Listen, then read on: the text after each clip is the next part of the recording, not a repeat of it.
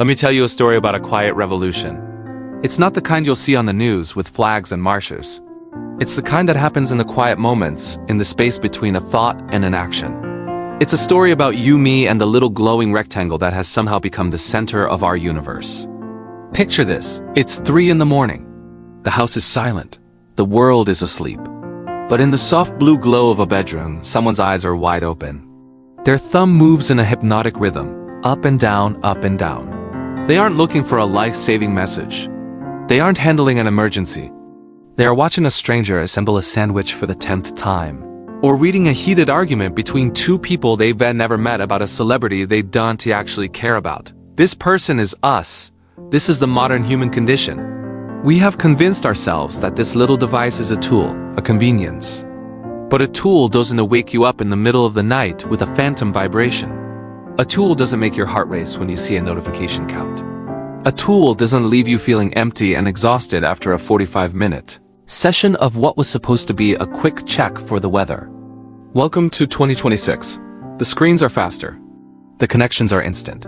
The technology is more seamless than ever. We have artificial intelligence in our pockets that can write poetry and plan our vacations. We have access to the sum total of human knowledge at our fingertips.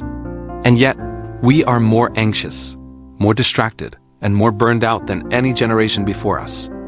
We look at our screen time report at the end of the week and we feel a pang of shame. 4 hours a day? 6? How? Why? We blame ourselves. We think, I lack willpower, or I'm just addicted. We buy apps to block other apps. We put our phones in other rooms. We try grayscale mode. And for a day, maybe 2, it works. Then, like a magnet finding steel, our hand finds the phone again. But what if it's not a failure of willpower? What if your burnout isn't an accident? What if it's not even your fault? What if the exhaustion you feel is by design?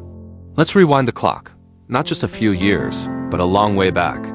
Let's go back over 2,000 years to a man named Epictetus. He was born into slavery in the Roman Empire. Think about that for a moment. He owned nothing. His body was not his own. His future was determined by the whims of another person. By every external measure, he had no power, no freedom, and no control. And yet he became one of the most influential philosophers of the ancient world. His name, Epictetus, simply means acquired. He was property.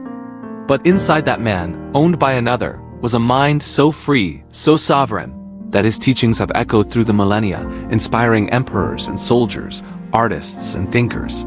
How did he do it? He figured out a secret. A simple 2-part formula that is the key to all human peace. He called it the dichotomy of control. Here it is in its purest form. Some things are within our control and some things are not. Within our control are our opinions, our impulses, our desires, our aversions, in short, everything that is our own thinking. Not within our control are our body, our property, our reputation, our job, in short, everything that is not our own thinking. That's it, that's the whole formula. It sounds simple, maybe even a little boring. But when you apply it to the digital leash wrapped around your throat, it becomes a weapon. Let's look at your phone. That notification tray. That's the battlefield. That's where the war for your internal sovereignty is being fought every single second. Epictetus would look at your phone and see a masterful machine designed to make you focus on everything outside your control. What is a like on a photo? It is an external validation. It is someone else's opinion. According to Epictetus, that is firmly in the not within my control bucket. You cannot control if people like your post. You cannot control if they comment. You cannot control the algorithm that decides who sees it. You have absolutely zero power over any of that. But where do we place all our mental energy? We spend hours crafting the perfect caption. We post it at the optimal time. We anxiously check back to see the count rise. We feel a surge of joy if it does well, or a pit of despair if it flops. We are handing the keys to our emotional state to a force we cannot see, cannot touch, and cannot control. We are letting the algorithm win. The algorithm, you see, is not a thinking being. It is a simple machine with one goal: to keep you looking. It doesn't care if you're happy or sad. It doesn't care if you're informed or misled. It doesn't care if you be connecting with old friends or comparing your behind-the-scenes life to their highlight reels. Its only job is to maximize your attention.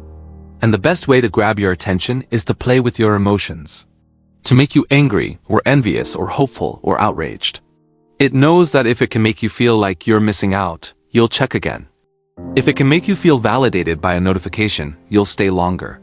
It is a trap built on 2,000-year-old psychological triggers. The ancient Romans had bread and circuses to distract the masses. We have cat videos and political arguments. So here we are in 2026, drowning in these ancient traps, feeling burned out, feeling like a passenger in our own lives. We have confused the map for the territory. We have confused our online profile for our real self. We have given away our internal sovereignty for a handful of likes. It's time to take it back. It's time to become a confrontational problem solver. Not confrontational with other people, but confrontational with the device in your pocket. It's time to look at that sleek piece of glass and metal and say, no more. You work for me. I do not work for you. Let's walk through the application of this ancient wisdom, step by step, in the world of 2026. Step 1. The Great Sorting. Epictetus' first lesson is to clearly separate what is yours and what is not. So take an inventory of your digital life. Open your phone. Look at every app, every notification, every urge. Ask yourself, is this within my control or is it not? Your friend's angry political post? Not in your control. You can't control what they think or post. The number of views on your story? Not in your control. The trending topic on your feed? Not in your control. The email from your boss? The sending of it is in their control. The receiving is in yours. The comment from a stranger? Their words are in their control. Your reaction is in yours. Now look at what is in your control. Your decision to click. Your decision to scroll. Your decision to put the phone down. Your decision to breathe. Your decision to focus. Your decision to value your peace over a pixel.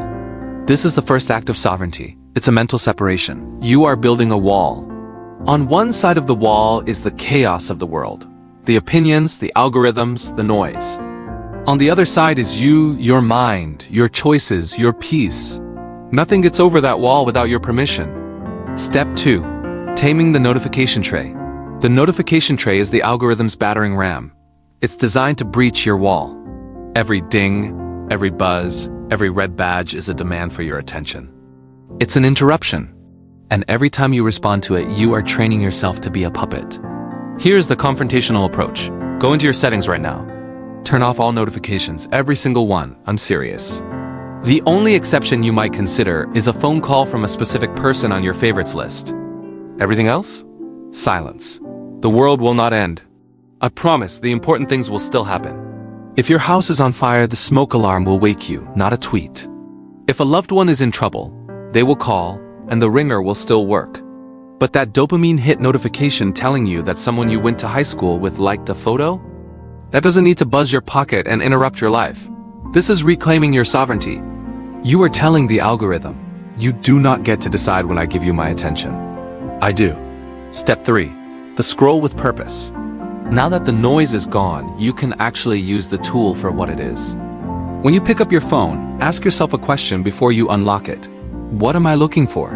Do you need to message a friend? Do you need to check the weather? Do you need to look up a recipe? Do you need to pay a bill? If you have a specific controllable reason, then proceed. Do that thing and then put the phone down. But if the answer is, I'm just bored, or I just want to see what's happening, you have just walked up to the wall and invited the chaos in. Just seeing what is happening is code for, I'm about to hand control of my emotions over to a machine that wants to make me angry.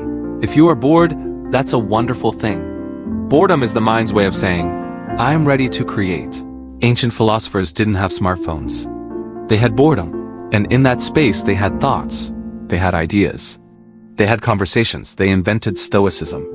When you feel the urge to scroll without purpose, stop. Confront it.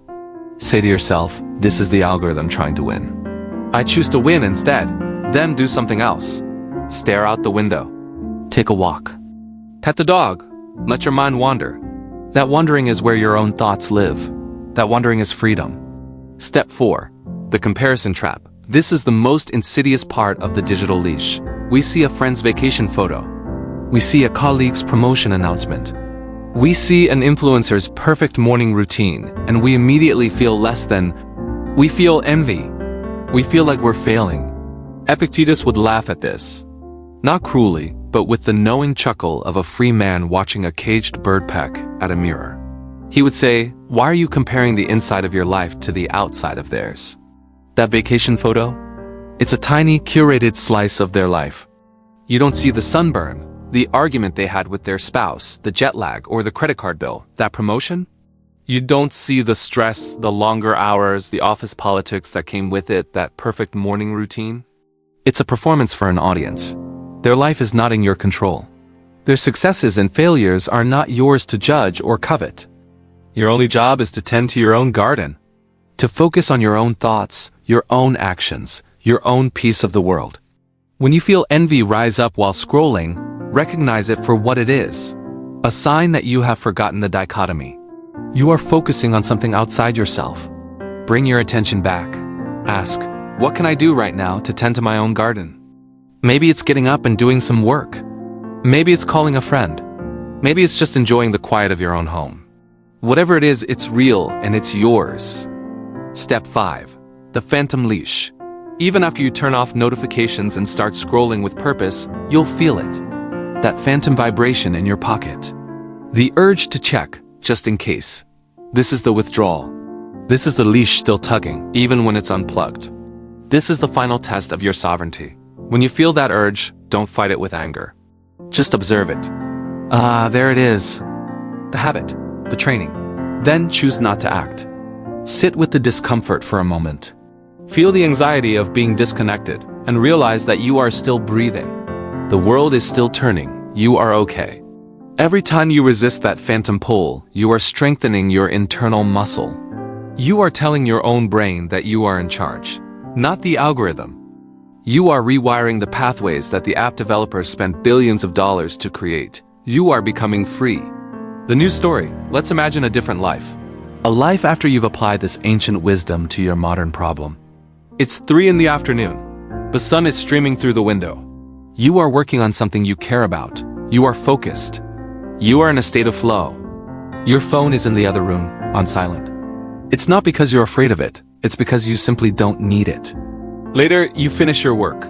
You go for a walk. You notice the way the light filters through the leaves. You hear the birds. You have a thought, a real, original thought, born from the quiet space in your mind. It's a good thought. It's your thought. You get home, you pick up your phone. You see a few messages from friends. You reply to them, one by one with your full attention. You check a news site you trust, read one article, and put it down. You see a notification from a social media app. You open it, scroll for 5 minutes, see something that makes you smile, and then you close it. You don't get sucked in. You don't feel the pull. Because you are no longer a fish in the algorithm's ocean. You are a person on the shore with your toes in the water who can decide exactly when to swim and when to walk away. You have reclaimed your internal sovereignty. You are no longer a puppet. You are the puppet master of your own attention. This is the promise of Epictetus. This is the power of the dichotomy of control. It is not about rejecting technology. It's about rejecting the role of the slave. It's about using the tools without letting the tools use you. The world in 2026 will try to pull you in 1,000 different directions. The noise will get louder. The algorithms will get smarter. They will try to find new ways to breach your wall. But now you know the secret. The wall is not made of app blockers or grayscale screens. The wall is made of a single, uncheckable idea. Some things are up to me. Some things are not. Your opinions, your choices, your focus, these are up to you. Everything else, the likes, the comments, the trending topics, the digital chaos is just the world doing what the world does. It is nothing to you. It cannot touch you unless you let it. So the next time you feel that digital leash tighten, the next time you feel the burnout creeping in, the next time you catch yourself scrolling in the dark at 3 a.m., stop. Take a breath. Remember the man who was a slave, yet was freer than any emperor. Remember Epictetus. Ask yourself, is this in my control? If the answer is no, let it go. It's not yours to carry. If the answer is yes, act. Put the phone down. Go live your life. The algorithm has been winning for too long. It's 2026. It's time to take the leash off, drop it on the ground, and walk away. Your mind is your own. Your life is your own. Go live it. Not for the likes, not for the views, but for you. For the quiet, sovereign, uncheckable you. The revolution starts now. in the space between your ear and your shoulder, in the palm of your hand, in the quiet of your own mind. It's time to become the confrontational problem solver of your own existence. It's time to be free,